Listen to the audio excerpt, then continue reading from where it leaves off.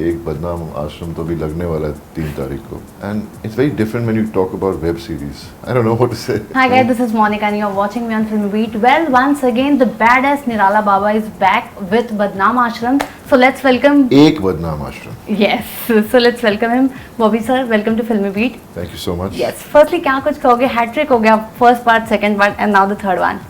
So what do you have to say? I don't know what to say. I mean, अब एक बदनाम आश्रम तो भी लगने वाला है 3 तारीख को, 3 जून को. So I'm excited, and I hope people appreciate it as much as they have appreciated the first 2 parts. So Yes. nervous, excited, and I don't know what to say. Exactly. Talking about the first two part, we have seen it, and now the third one. What is the difference we are going to see in third? The thing is, see, it's a story that moves by itself. I mean, the story moves and it creates more and more incidents and more situations.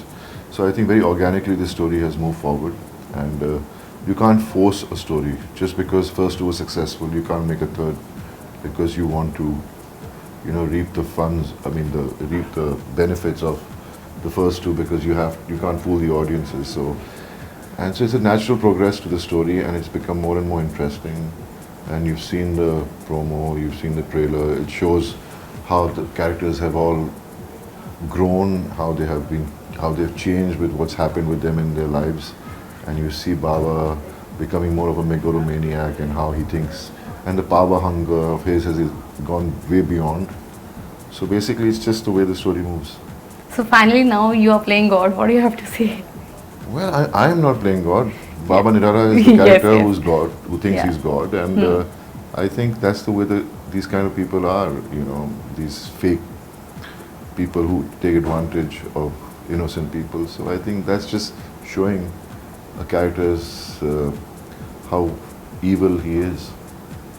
And talking about taking the franchise forward, we have seen 1 and 2, then again now the third one.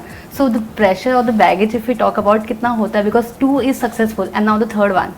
So See, I think every time a project of yours comes out, there's pressure, and it's very different when you talk about web series, because especially I've never done web series before, so this is the first time for me, and the pressure obviously will be there because you expect people to enjoy the story of this more than the last one. And luckily, the kind of basic storyline this is, it has so much of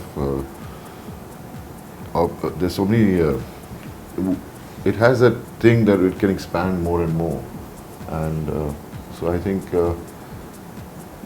people want to see what is going to happen next, and that keeps people glued to watching this show, I think. right, and since we have seen like in lockdown, like OTT has boomed really well, but now again theaters are open. So do you think Ashram should release in like theater so people will come more, or like See, stick to OTT? the format, the way it has been created, you can't show like it's 10 episodes, that's how many hours. You can't have a 5-6 hour movie.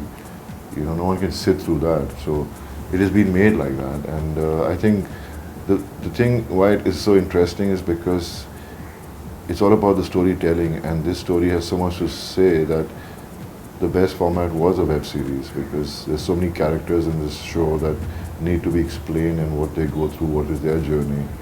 So I think I'm glad it's an OTT platform, and also OTT and cinema are going to coexist, so it's not like it's the same thing in Hollywood. There's so much work, so many shows that are made for OTT platform because they're meant for that kind of viewership, and that's how it's going to be. And how difficult it is, to play the same character after certain years and the gap, because 1, then again different things, then again 2, then again different thing, then now 3.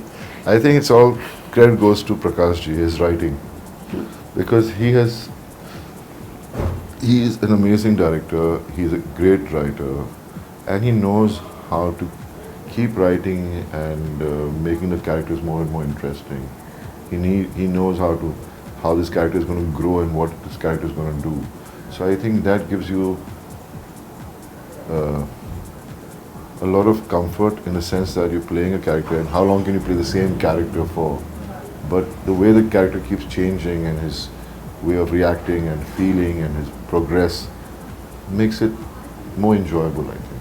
Okay, talking about the all three series, which one is your favorite one, or you have like thought about this is like something which I I really think like. for me it's a complete ashram, you know, it's like, for me this whole Ek Badnaam ashram itself is special. I can't detach myself from this or that. Definitely, my first season would be special to me because that was my first step towards doing this, and it will always be close to my heart. The first schedule, the first day of shooting, because no one knew at that point what was going to happen with it. No one knew each other, and we became like a big family. All my co-actors, you know, we're such good friends now. It's like, I mean, like Chandan, Darshan, Sachin, Tanmay, Tushar, Aditi, Babita, I'm saying, Tridha, and Parinita, and everyone, you know, everyone has become like very close. So it's really nice that, you know, that from this show I got to meet such lovely people. Every character basically teaches something. So, what does Nirala Baba has taught you, or something like if you want to adapt? I don't think characters teach you anything. You've been taught by your parents, by people, your teachers in school. Yeah. You have grown up in an environment which has taught you what you are, what you become. As an actor, definitely I've learned a lot by playing characters which are different, because you're growing as an actor, you're learning with every character you play. So I think that's what I've learned, because I've never done any negative characters. So for me, this was the first time, and it was exciting and challenging, completely out of my comfort zone. Okay, so what next after this? Well, after this, I'm doing a film called Animal, and then I'm doing another film called Apne 2 with my dad, my brother, my nephew for the first time, Karan. Yes. And besides that, I'm in talks with a lot of other people, and can't really talk about those projects right now. So, All right. Lastly, what message you would like to give to the fans and viewers out there? Jap naam sada hi jayega. Thank you so much. It was a pleasure talking to you. Thank you.